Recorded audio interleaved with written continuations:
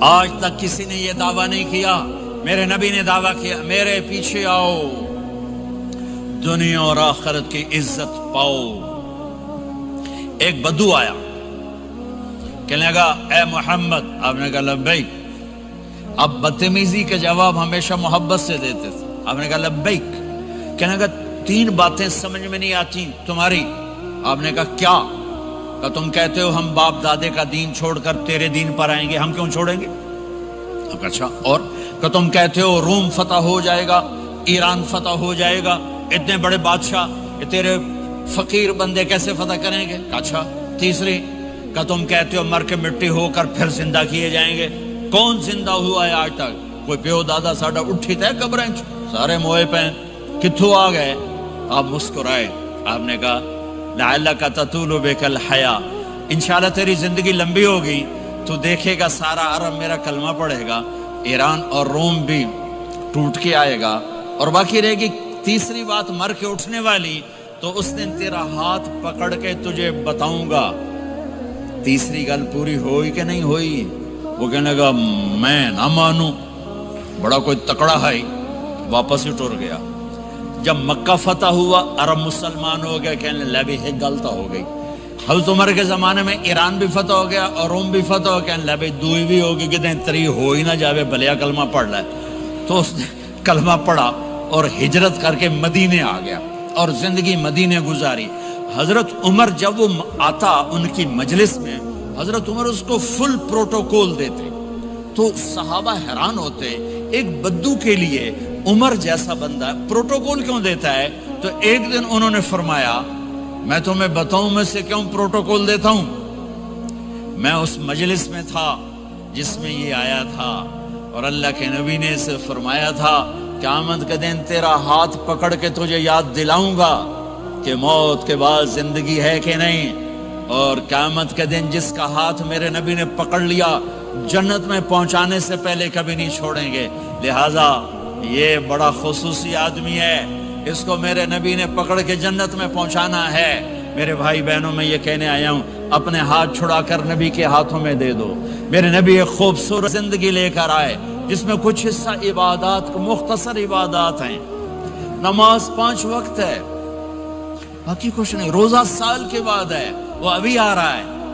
میرے نبی پہ 9 رمضان آئے، 9 میرے نبی پر 9 رمضان آئے۔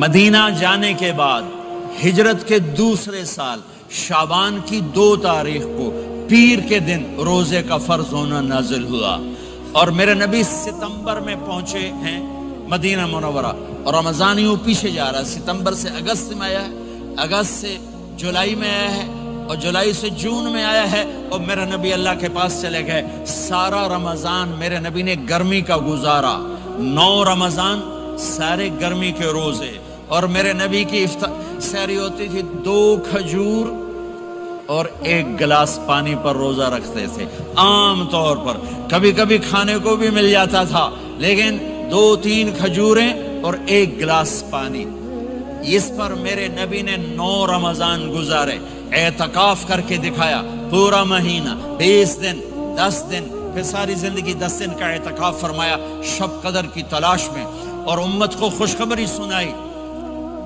رمضان آ رہا ہے تو میں تھوڑی سی تفصیل بتا دوں۔ میرے نبی ممبر پر آئے، کہنے لگے ماذا یستقبلکم وماذا تستقبلون، وہ کون آ رہا ہے؟ صحابہ وہ کون آ رہا ہے؟ پھر ہم نے کہا وہ کون آ رہا ہے؟ حضرت عمر کھڑے ہو گئے، یا رسول اللہ اوحی نزل، کیا کوئی وحی آ گئی؟ کہا نہ۔ کیا کوئی دشمن آ گیا؟ نہیں۔ تو پھر کون آ رہا ہے؟ آپ نے کہا رمضان آ رہا ہے، رمضان آ رہا ہے، جنت کے دروازے کھل گئے، جہنم کے دروازے بند ہو گئے، رات کی تراویح کی نماز ملی۔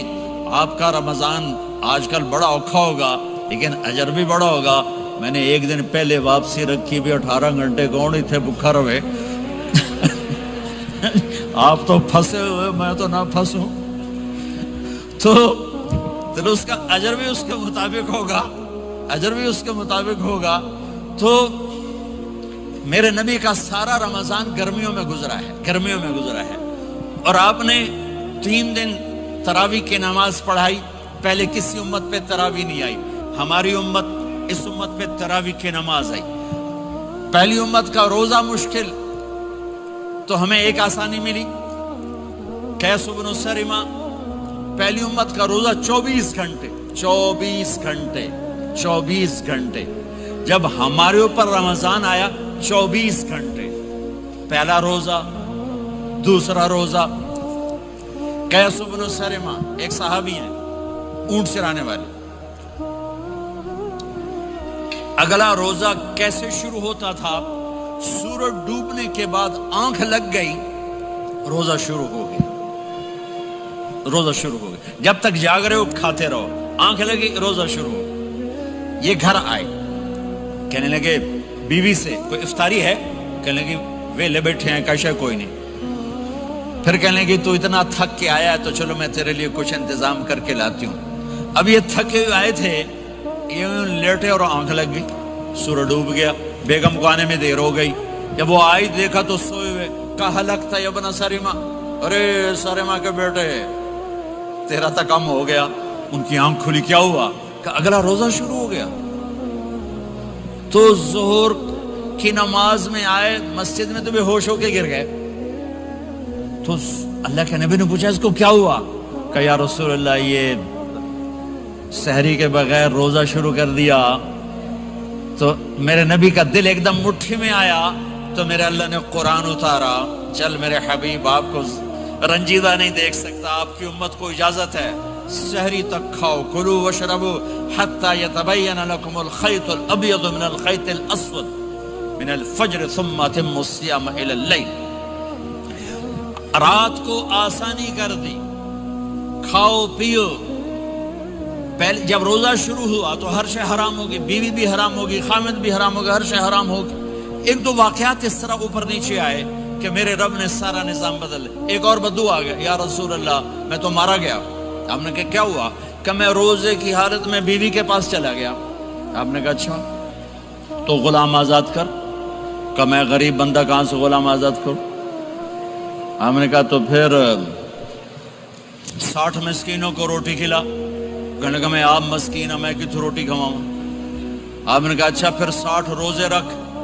کہنے لگا ایک روزے آئے کم کیتا، 60 روزے کی تھک، ایک روزے میں یہ چاند چڑھایا، 60 روزوں میں کیا کروں گا؟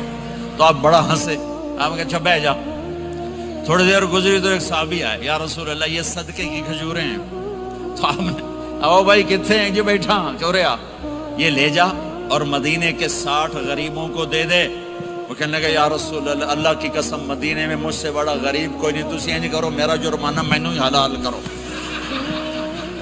تو آپ اتنا ہنسے کہ یہ دانت نظر آنے، یہ داڑے نظر آئے، اتنا ہنسے یہاں تک آخری دانت نظر آنے لگے۔ آپ نے کہا اچھا بھائی تیرا جرمانہ تینوں ہی حلال کیتا، پر اور کسے واسطے نہیں، صرف تیرے واسطے۔ تو یہ اوپر نیچے ایسے کام ہوئے تو میرے رب نے کرم کیا کہ چلو تمہارے لیے رات ساری حلال ہے، ہر حلال چیز حلال ہے۔ سحری کے بعد ختم۔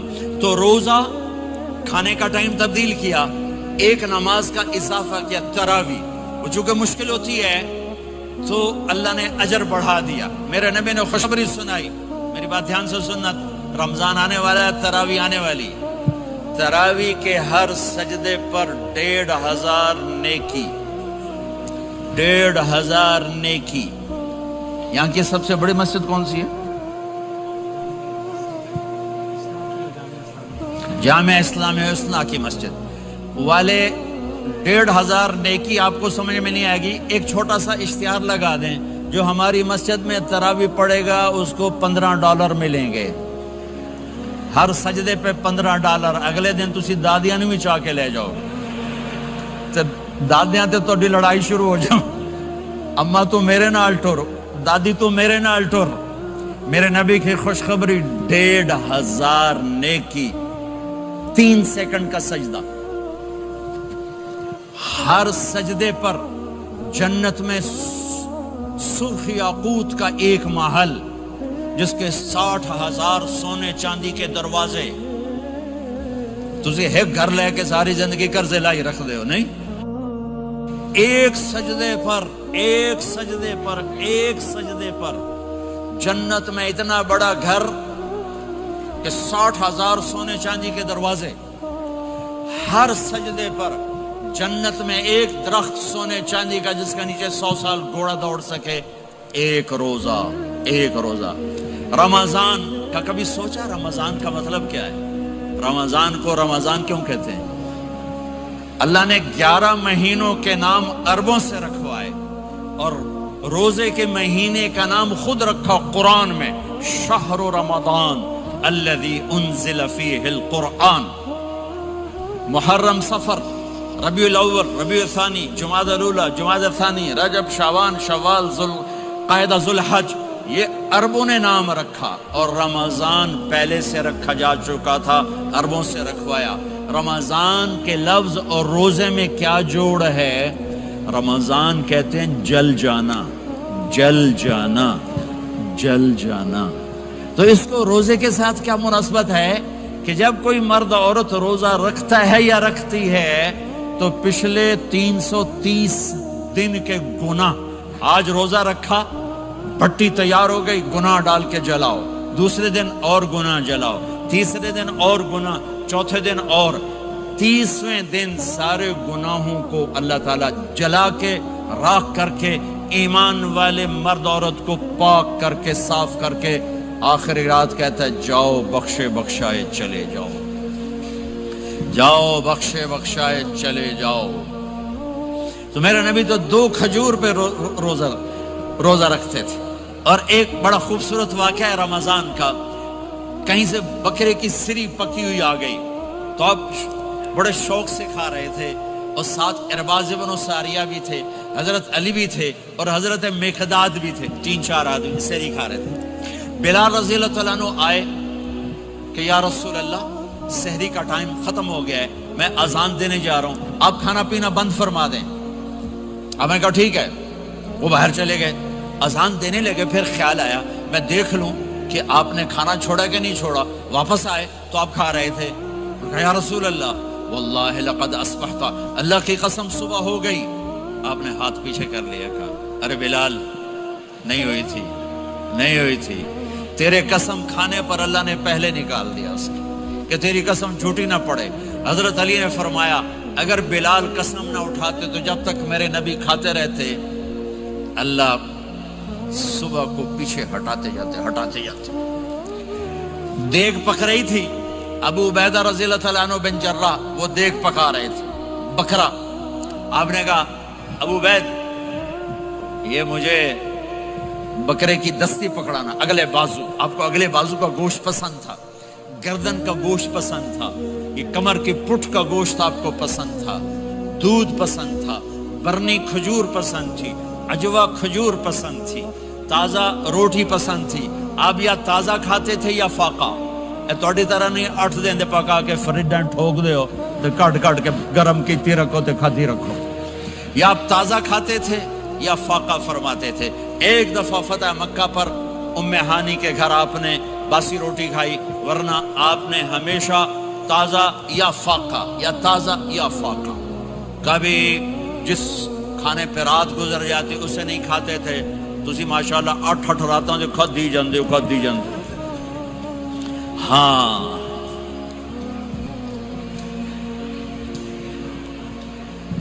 تو کہنے لگے عبید یہ دستی پکڑانا، تو انہوں نے ایسے بکرے کا بازو نکال کے پورا آپ نے یوں پکڑا، نوچ کے پھینکا، کہا دستی پکڑانا، انہوں نے یوں نکالا ڈوئی سر، آپ نے پکڑا، کھایا، کہا مجھے بکرے کا بازو دستی پکڑانا، کہا یا رسول اللہ بکرے کی 2 ہی ہوتی ہیں۔ آپ نے کہا تیرا بھلا ہو جائے، اگر تو میرے کہنے پہ ڈوئی ڈال دیتا، جب تک میں کہتے رہتا اللہ مجھے نکال کے کھلاتا رہتا، اللہ مجھے نکال کے کھلاتا رہتا۔ اللہ نے رمضان بھیجا ہوا ہے، رمضان آ رہا ہے، اللہ کی رحمتوں کا جنت کے دروازے کھل گئے، جہنم کے دروازے بند ہو گئے، ایک دوسرے کو معاف کر دو، روزے کی حفاظت کرو۔ آپ بہت سے بہن بھائی آئے بیٹھے ہو، لڑے ہوئے ہوگے، ناراض ہوگے، میاں بیوی لڑے ہوئے ہوں گے، بھائی بہنیں لڑی ہوں گی، رمضان آ رہا ہے، تیاری کرو۔ جیسے حج پر جانے سے پہلے معافی مانگتے ہو، رمضان سے پہلے بھی ایک دوسرے سے معافی مانگو، ایک دوسرے کو معاف کرو، ایک دوسرے کو درگزر کرو، خود جا کے معافی مانگ لو، اللہ آپ کا مقام اونچا کر دے گا، مرتبہ اونچا کر دے گا۔ آخری رات اللہ تعالیٰ فرماتے ہیں جاؤ تمہارے رات کی قیام اور دن کے روزے کے بدلے تمہیں سب کو معاف کر دیا، مانگو۔ اور ایک رات اللہ نے شب قدر بنائی جو 1000 راتوں کے برابر کر دی۔ وہ آج آپ کی تو راتیں ہی بڑی چھوٹی ہیں، 5 راتیں جاگ لو 3 گھنٹے دی بھی نہیں رات ہوندی، تو 5 راتیں جاگ لو 21 23 25 27 29، ان میں سے ایک رات ضرور شب قدر ہوگی۔ ایک رات کا جاگنا 80 سال کی عبادت سے بڑھیا ہو جائے گا، صرف ایک رات کا جاگنا، ایک رات کا جاگنا۔ ایک شرط ہے، دل میں بغض نہ ہو، نفرت نہ ہو، حقارت نہ ہو، کسی مسلمان کو حقیر نہ جانو بلکہ کسی انسان کو حقیر نہ جانو، تو آپ کی بندگی اللہ کی بارگاہ میں پہنچ کر آپ کے مقام کو اونچا کر دیں گی۔ تو عبادات میں ایک نماز ہے، پھر ایک روزہ ہے، پھر زکوٰۃ اور حج مالدار لوگوں کا فریضہ ہے، غریبوں کا نہیں ہے، متوسط طبقے کا نہیں ہے۔ تو عبادات کا جو نصاب ہے بڑا مختصر ہے۔ 5 نمازوں پہ کتنا وقت لگتا ہے؟ روزے سال کے بعد آتے ہیں، گنجائش ہے، بیمار ہو بعد میں رکھ لو، مریض ہو بعد میں رکھ لو، زکوٰۃ سارے سال میں کسی وقت دے دو، حج زندگی میں کب کسی وقت کر لو۔ یہ ایک چھوٹا سا نصاب ہے۔ دوسرا میرے نبی کی زندگی کا پہلو جسے میں ہائی لائٹ کرنا چاہتا ہوں، جو نمایاں ہے، جو روشن ہے، وہ میرے نبی کی زندگی ہے، وہ میرے نبی کے اخلاق ہیں، وہ میرے نبی کا درگزر ہے، میرے نبی کا پیغام محبت ہے۔ میرے نبی نے فرمایا اسلام کا سب سے مضبوط عمل کیا ہے؟ ایو اور الاسلام اوثق۔ صحابہ نے کہا الصلاۃ، نماز، آپ نے کہا نہیں۔ جہاد، آپ نے کہا نہیں۔ روزہ، آپ نے کہا نہیں۔ حج، آپ نے کہا نہیں۔ اسلام کا سب سے مضبوط عمل کیا ہے؟ صحابہ، نماز، جی نہیں۔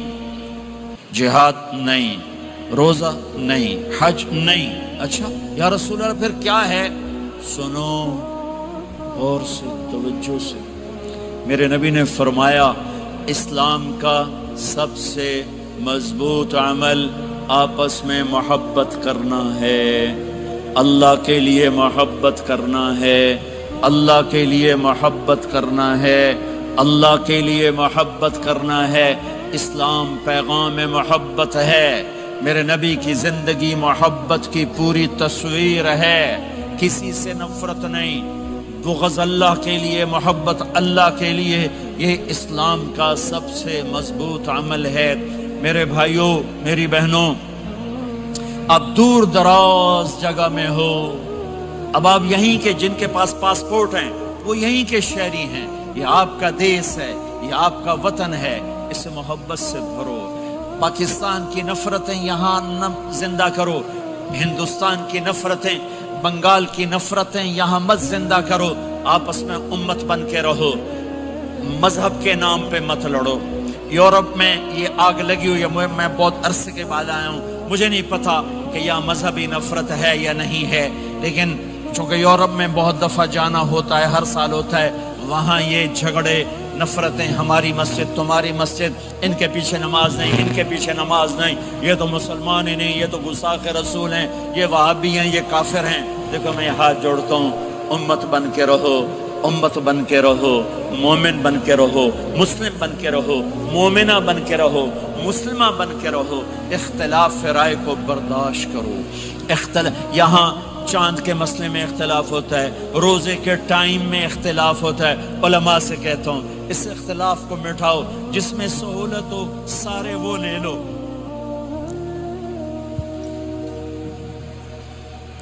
امت میں تفریق نہ پیدا کرو، یہ علماء کے سامنے ہاتھ جوڑتا ہوں، جس میں امت کو زیادہ سہولت ہو، ما خیر بین امرین الا اختار ایسرہما، 2 کام جب میرے نبی کے سامنے ہوتے تھے، جو مشکل ہوتا تھا چھوڑ دیتے تھے، جو آسان ہوتا تھا لے لیتے تھے۔ تو میرے بھائی بہنوں، یہ مذہب کی نفرت پاکستان میں، بنگلہ دیش میں اور انڈیا میں آگ لگی ہوئی ہے۔ امت بن کے رہو، امت بن کے رہو۔ اگر آپ اور میرا مسائل میں اختلاف ہے تو یہ ہماری محبت کو نہ ختم کرے، ہمارے تعلق کو نہ ختم کرے، ہماری نفرتیں نہ پیدا ہوں۔ اختلاف ہے، شروع سے تھا، آج بھی ہے، آئندہ بھی رہے گا، لیکن اللہ کے واسطے، اللہ کے واسطے اللہ کے واسطے اس کو محبت میں بدلو، اس سے محبت میں بدلو، اس سے محبت میں بدلو۔ اختلاف رائے کو برداشت کرو، مذہب کے نام کی نفرت کو ہوا نہ دو، ہوا نہ دو، اس کو ٹھنڈا کرو، اس پر پانی ڈالو، اسے بھڑکاؤ نہیں، اس پر پانی ڈالو۔ میرے نبی نے عبداللہ بن ابی سے نباہ کر کے دکھا دیا، جو منافقوں کا سردار، باقی منافقوں کا تو کسی کو پتہ نہیں تھا سوائے میرے نبی کے، عبداللہ بن ابی کا منافق ہونا سب کو معلوم تھا، یہ منافق ہے، اور آپ کے پیچھے نمازیں پڑھتا رہا، آپ نے اس کے اپنے ساتھ رکھا، لیکن آپ پانی پی رہے تھے۔ عبداللہ بن ابی کے بیٹے عبداللہ پکے صحابی تھے، کہنے لگے یا رسول اللہ تھوڑا پانی تو بچا دیں۔ آپ نے کہا کیا کرو گے؟ کہا اپنے باپ کو پلاتا ہوں شاید ایمان مل جائے۔ آپ نے پکڑا دیا، گھر آیا، کہا ابا یہ پانی پی لے۔ کہنے لگے یہ کیا ہے؟ کہا یہ میرے نبی کا بچا ہوا پانی ہے، پی لے شاید تجھے ایمان مل جائے۔ سنو، کہنے لگا وہاں سے کسی کا پیشاب لیا وہ پی لوں گا، یہ نہیں پیتا، کسی کا پیشاب لیا وہ پی لوں گا، یہ نہیں پیتا۔ وہ واپس جا کر کہنے لگے یا رسول اللہ اجازت ہے میں اس کا سر اڑا دوں؟ آپ نے کہا نہیں، تیرا باپ ہے، یہ کام نہیں کرنا، میں نہیں چاہتا کہ لوگ کہیں محمد اپنے ساتھیوں کو قتل کرتا ہے۔ اور جب وہ مرا کم وقت ان کے بیٹے آئے، یا رسول اللہ میرے باپ کا جنازہ پڑھائیں گے؟ آپ نے کہا پڑھاؤں گا۔ کفن دیں گے؟ کہا دوں گا۔ کہ اپنا کرتا دے دے۔ آپ نے کرتا اتار کے دے جا اس کو کفن دے دو کہ شاید کم وقت بخشا جائے۔ اور اب اتنی نفرت ہے کہ ایک دوسرے کا جنازہ بھی نہیں پڑھتے، سلام بھی نہیں کرتے، مسجدوں میں لڑائیاں ہو رہی ہیں۔ آپ نے کرتا دیا، اس کو پہنایا، آپ جنازے کے لیے کھڑے ہوئے، حضرت عمر آگے آ گیا، یا رسول اللہ آپ کو پتہ یہ کون ہے؟ کہ عمر مجھے بتاتے ہو یہ کون ہے؟ مجھے نہیں پتا کون ہے۔ کہ اس کا آپ جنازہ کیوں پڑھ رہے ہیں؟ کہ اللہ نے کہا ہے پڑھ یا نہ پڑھ میں معاف نہیں کروں گا، تو میں پڑھتا ہوں شاید اللہ معاف کر دے۔ یہ میرے نبی کے اخلاق ہیں، یہ میرے نبی کے اخلاق ہیں، یہ میرے نبی کی خوبصورت زندگی ہے۔ آپ نے جنازہ پڑھا دیا، پھر اس کے دفن میں شریک ہوئے، آپ پیچھے پہنچے تو وہ قبر میں اتار دیا تھا کہ باہر نکالو۔